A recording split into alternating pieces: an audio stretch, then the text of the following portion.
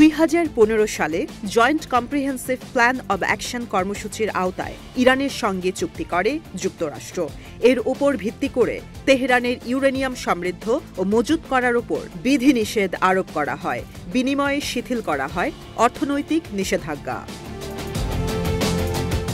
তবে 3 বছর বাদে প্রতিশ্রুতি লঙ্ঘনের অভিযোগে চুক্তি থেকে বেরিয়ে আসে ট্রাম্প প্রশাসন।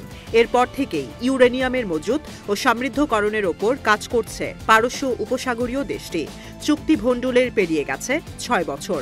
তবে এতদিনেও বহুল প্রতীক্ষিত পরমাণু বোমা তৈরির ঘোষণা দিতে পারেনি আয়াতুল্লাহ আলী খামেনির দেশ।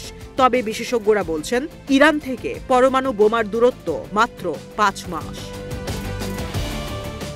সম্প্রতি বুলেটিন অব দি অটোমেটিক সায়েন্টিস্টে প্রকাশ করা হয়েছে এ সম্পর্কিত নিবন্ধ, যেখানে উল্লেখ করা হয় ইউরেনিয়াম সমৃদ্ধকরণ সাপেক্ষে তেহরানের পরমাণু বোমা তৈরিতে প্রয়োজন মাত্র 3 থেকে 5 মাস। ঠিক একই সময় লেগেছিল চীনের। মূলত সমৃদ্ধকরণের পর ইউরেনিয়াম হেক্সাফ্লোরাইড গ্যাসকে মেটালিক ফর্মে রূপান্তরিত করতে হয়, পরবর্তীতে যা পরিণত হয় বোমায়। এছাড়াও ওয়ারহেড অ্যাসেম্বল করার আগেই প্রস্তুত করতে হয় নন নিউক্লিয়ার কম্পোনেন্ট। পরমাণু শক্তিধর দেশগুলোর ইতিহাস থেকে জানা যায়, নিউক্লিয়ার ওয়েপন ফুয়েলের পাশাপাশি এই নন নিউক্লিয়ার কম্পোনেন্টগুলোর কাজ চালিয়ে নেওয়া যায়।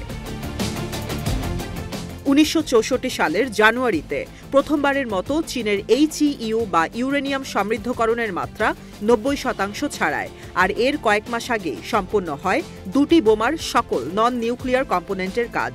এরপরের মাত্র 2 সপ্তাহে ইউরেনিয়াম হেক্সাফ্লোরাইড গ্যাসকে রূপান্তরিত করা হয় মেটালিক ফর্মে। সবশেষ আরও 3 সপ্তাহ প্রয়োজন হয় বাকি প্রক্রিয়া শেষ করতে। সকল কাজ সম্পন্ন শেষে 1964 সালের 1 মে প্রথমবারের মতো পরমাণু বোমার সফল পরীক্ষা চালায় বেইজিং। 60 বছরে প্রযুক্তিতে ব্যাপক অগ্রগতি হয়েছে, আর দীর্ঘদিন ধরে ছোট নিউক্লিয়ার ওয়ারহেড তৈরিতে সময় পেয়েছে ইরান।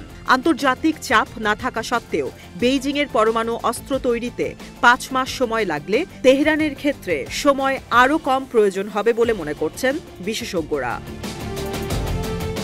ইউরেনিয়াম সমৃদ্ধকরণের মাধ্যমে পরমাণু বোমা তৈরি করা হবে না, অসংখ্যবার এমন দাবি করা হয়েছে ইরানের পক্ষ থেকে। তবে সাম্প্রতিক সময় ইসরায়েল ও যুক্তরাষ্ট্রের আগ্রাসনের বিরুদ্ধে রক্ষা কবচ হিসেবে তৈরি করা হতে পারে নিউক্লিয়ার ওয়ারহেড। 70% ইরানিও এর পক্ষে মত দিয়েছেন। এখন দেখার বিষয়, ট্রাম্পের শাসনকালে পরমাণু বোমা নিয়ে কি সিদ্ধান্ত নেয় খামেনি প্রশাসন।